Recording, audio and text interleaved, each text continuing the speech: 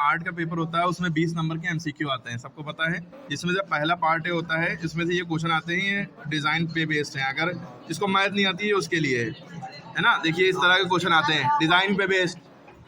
अगर आपको ये पार्ट नहीं करना है, 20 एमसीक्यू एमआर शीट में जो टिक लगा बबल करने होंगे, ये नहीं करना है, नहीं आते हैं, अगर मैथ ज़्यादा अच्छी है तो ये ऑप्ट करिएगा। इसमें देखिए आप कैसे क्वेश्चन आते हैं टेक्निकल वाले, ठीक। अब पहला क्वेश्चन है correct formula of area of triangle. Area of triangle का फॉर्मूला क्या होता है? ये ट्राइंगल है, इसका एरिया कैसे निकलता है? ये हाइट हो गई, ये बेस हो गया, यानी कि बेस इंटू हाइट और अपॉन 2, या इसको आप लिख सकते हैं 1/2 इंटू बेस इंटू हाइट, ठीक है। 1/2 इंटू बेस इंटू हाइट, कहीं दिख रहा है पहला ऑप्शन। ये आप कॉपी में क्वेश्चन कोई भी नहीं उतारेंगे, आपको एमआर शीट दी जाएगी, उसमें बबल करना होगा। यहाँ पे आपसे पूछा गया था तो एरिया ऑफ ट्राइंगल का फॉर्मूला तो 1/2 इंटू बेस इंटू हाइट। अगर एरिया ऑफ रेक्टेंगल का फॉर्मूला पूछते हैं तो बस उसका हो जाता है लेंथ इंटू ब्रेड, ठीक है। क्लियर हो गई बात? एरिया ऑफ स्क्वायर का पूछते हैं तो उसका हो जाता है साइड का स्क्वायर या साइड इंटू साइड। क्लियर हो गई बात? अब उसके बाद देखिए angle between two adjacent side of rectangle. दो एडजेसेंट साइड ऑफ रेक्टेंगल, जैसे ये रेक्टेंगल है आपका, इनके बीच का एंगल कितना होगा ये पूछ रहे हैं, तो हमेशा 90 डिग्री होगा हर जगह पे, ठीक है। 90 डिग्री खड़ी लाइन एल जब बनता है 90 डिग्री, तो ये आप बबल कर देंगे। Diameter of circle whose radius is r will be. कोई सर्कल है जिसकी डायमीटर निकालनी है तो रेडियस आर है तो डायमीटर 2r हो जाएगी, रेडियस का double. How many hectometre are 1 kilometre? तो 1 किलोमीटर में 10 हेक्टोमीटर होते हैं, याद रखिएगा, ठीक है। How many decimetre are there in decametre? तो 1 डेकामीटर में पहले ये समझिए 1 डेकामीटर को शॉर्ट में डैम कहते हैं और डेसीमीटर को डीएम कहते हैं, डीएम। तो 1 डेकामीटर में 10 मीटर होते हैं, 1 डेकामीटर में। और क्योंकि यहाँ पे डेसीमीटर का पूछा गया है तो 1 डेसीमीटर में यानी 1 डीएम में 10 सेंटीमीटर होते हैं, ठीक। 1 डीएम में 10 सेंटीमीटर होते हैं। तो आपको हम ये बता रहे थे कि डेसीमीटर छोटा होता है, डेकामीटर बड़ा होता है। एक डेकामीटर को डैम कहते हैं, डेसीमीटर को डीएम कहते हैं। एक डेकामीटर में 10 मीटर होते हैं, लेकिन एक डेसीमीटर में 10 सेंटीमीटर होते हैं। हमें सेंटीमीटर तक जाना ही नहीं है, बस डेकामीटर से में कितने डेसीमीटर होते हैं ये क्वेश्चन पूछा गया है। अब आप हमने देखिए क्या लिखा है कि एक डेकामीटर में 10 मीटर होते हैं और एक मीटर में 10 डेसीमीटर होते हैं, ठीक है। तो 10 10 100 डेसीमीटर हो गए एक डेकामीटर में, एक डैम में 100 डेसीमीटर हो गए। तो एक डैम कहाँ है, तो डेसीमीटर कितने होंगे एक डैम में? 100, okay. Which of the following is not a reflex angle? इसमें से क्या रिफ्लेक्स एंगल नहीं है? रिफ्लेक्स एंगल हर उस एंगल को कहते हैं जो 180 से बड़ा हो। लॉजिक पता लगी? 180 से बड़ा होगा वो रिफ्लेक्स एंगल है। तो इनमें से कौन सा रिफ्लेक्स एंगल नहीं है? देखिए 180 तो स्ट्रेट एंगल हो गया, यही नहीं है। देखिए 180 से बड़ा 200 है, 180 से बड़ा 250 है, 180 से बड़ा 270 है, सब 180 से प्लस जो भी होगा वो सब रिफ्लेक्स एंगल है। और 360 वाला कंप्लीट एंगल होता है, 360 वाला पूरा गोला बन गया। 180 का मतलब स्ट्रेट लाइन है ना, और रिफ्लेक्स का मतलब क्या हुआ कि भाई ये एक स्ट्रेट लाइन है, स्ट्रेट लाइन, ये स्ट्रेट लाइन थोड़ी सी नीचे घूम गई, ये जो एंगल होता है ऊपर, ये रिफ्लेक्स एंगल है, ठीक है। ये 200 का एंगल हो गया, और नीचे है 270 हो गया ये, और नीचे है 280 290 ऐसे ही करके 300 300 और 360 का यहाँ से पूरा ये घूम के हो जाता है, ये कंप्लीट एंगल कहलाता है, ठीक है। स्ट्रेट एंगल को 180 कहते हैं, ठीक है। तो इनमें से कौन सा रिफ्लेक्स नहीं है? ये सब रिफ्लेक्स है, ये रिफ्लेक्स नहीं था तो ठीक लगा दिया। अब देखिए अगला question, the centre of circle divides the length of longest chord diameter in. भाई सर्कल का सेंटर, सर्कल ये है, इसका सेंटर है, centre of circle divide the length of longest cord. जो लॉन्गेस्ट कॉर्ड होती है वो डायमीटर होती है, यही सबसे बड़ी कॉर्ड है। कॉर्ड यानी ये सब लाइनें कॉर्ड कहलाती हैं, जो सर्कल को एक जगह एक पॉइंट से दूसरे पॉइंट पे छुए, ये सब कॉर्ड है, ठीक है। तो सबसे बड़ी कॉर्ड जो होती है वो डायमीटर। तो डायमीटर क्या कर रही है? सर्कल को आधे आधे में बांट रही है, 2 इक्वल पार्ट्स में बांटती है। कॉर्ड क्या करती है? डायमीटर आधे आधे पार्ट में, ये 1/2 पार्ट ये हो गया, 1/2 पार्ट ये हो गया, ओके। क्वेश्चन को पढ़ के अगर उसकी मीनिंग नहीं समझ में आई तो आप नहीं कर सकते। क्वेश्चन पढ़िए, what is the angle between the radius of circle and at the tangent point and the tangent line drawn from external point on the tangent of point, ठीक है। भाई आप सीधी सी बात करिए, जो रेडियस सर्कल है यहाँ से जो भी टेंजेंट है ये 90 डिग्री पे होता है, ठीक है। तो याद रखिएगा 90 डिग्री का आंसर बबल कर देंगे हम। The sum of exterior angles of triangle. अच्छा आपको एक बात पता है, एक्सटीरियर यानी बाहर का, जैसे ये ट्राइंगल है, ये ट्राइंगल है, इसके अंदर के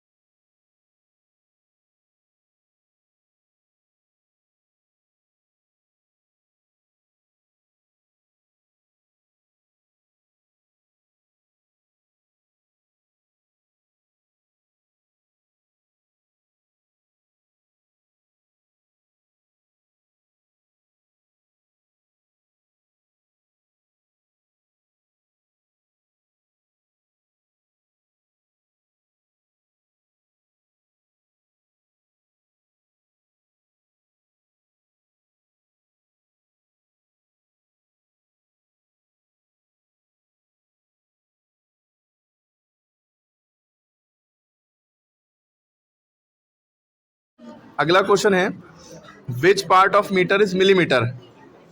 मिलीमीटर मीटर का कितना हिस्सा है? 1000वां हिस्सा है, 100वां हिस्सा है, 100वां, 10वां हिस्सा है, ये 50th यानी 50वां हिस्सा है। तो नहीं, अंधी ना बटो। Which part of metre is millimetre. Millimetre जो है मीटर का कौन सा हिस्सा है? अब आप देखेंगे, पहले दिमाग लगाएंगे भाई 1 मीटर में कितने सेंटीमीटर होते हैं? 1 मीटर में 100 सेंटीमीटर होते हैं और 1 सेंटीमीटर में 10 मिलीमीटर होते हैं। स्केल में होता है ना 10 छोटी छोटी सेंटीमीटर की जो लाइनें होती हैं, तो 1 मीटर में कितने मिलीमीटर हो जाएंगे? 1 सेंटीमीटर 10 मिलीमीटर, यानी 1 जीरो और बढ़ गया। आपको समझ में आ गया कि 1 मीटर में 1000 मिलीमीटर होते हैं। और क्वेश्चन पूछा कितना हिस्सा है मिलीमीटर 1 मीटर का, तो इसको हम पलट देंगे। 1 मिलीमीटर बराबर 1/1000 मीटर, तो 1000वां हिस्सा है।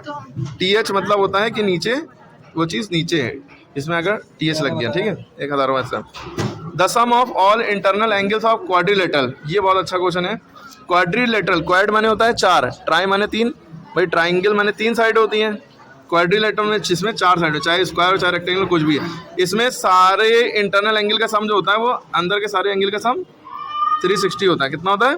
360। और 360 का मतलब क्या हुआ भाई? 360 का मतलब क्या? 4 राइट एंगल। कितने?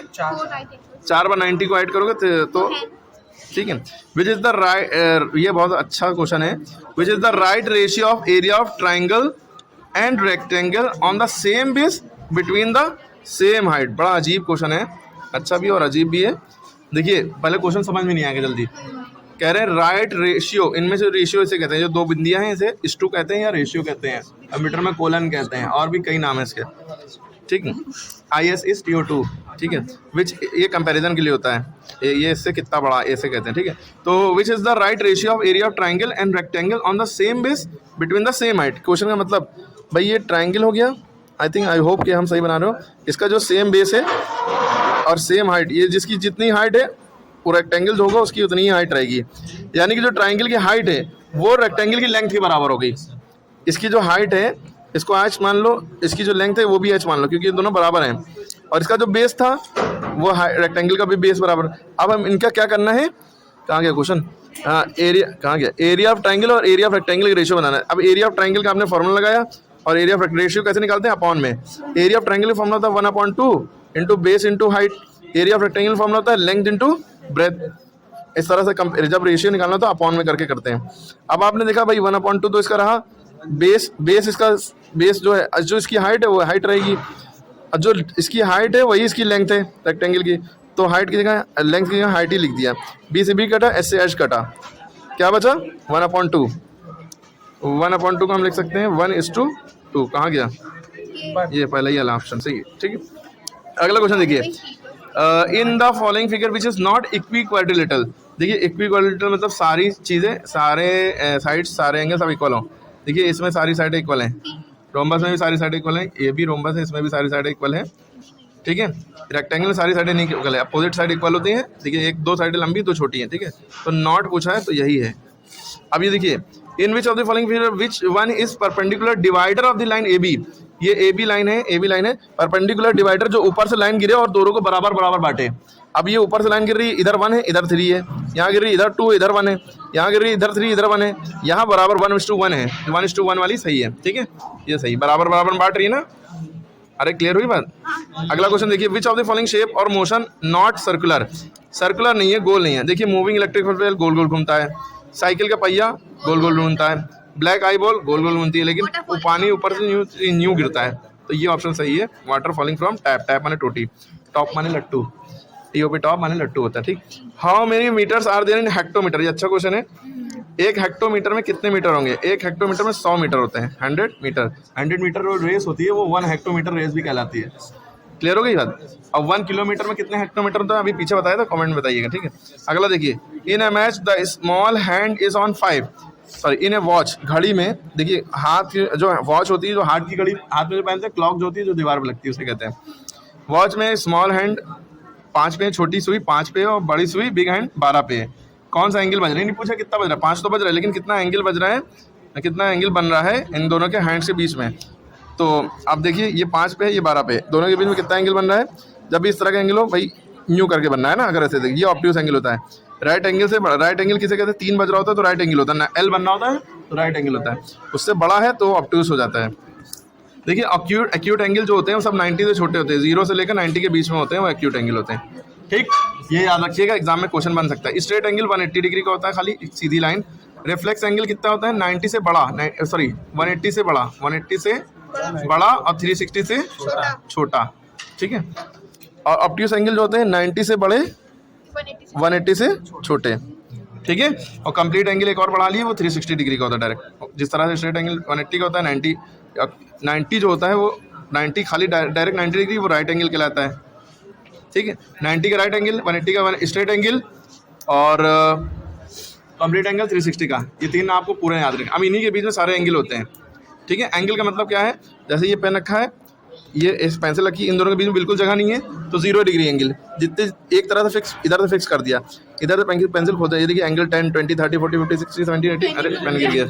ठीक है, समझ में आ गया। देखिए इसके आगे ये नेचुरल लैंडस्केप आया है, तो इसमें आपको बनाना है। पेपर कैसा आता है आप देख सकते हैं, पूरा आर्ट का पेपर है, चॉइस होती है, या तो ड्राइंग वाला भी है, पार्ट बी में ये है, पार्ट सी ये। ठीक है, ये दूसरे पेपर का क्वेश्चन है, आप कमेंट में आंसर बताइए इनके। क्वेश्चन देख लिए पॉज करके, वरना हम नेक्स्ट वीडियो में डाल देंगे, पढ़ा भी होगा। क्वेश्चन पॉज कर लिएगा। ये जो HB लिखा होता है, हार्डनेस बोल्डनेस, इसका फुल फॉर्म होता है। नटराज की पेंसिल पे देखिए कहीं पे लिखा होता है। ठीक है, वीडियो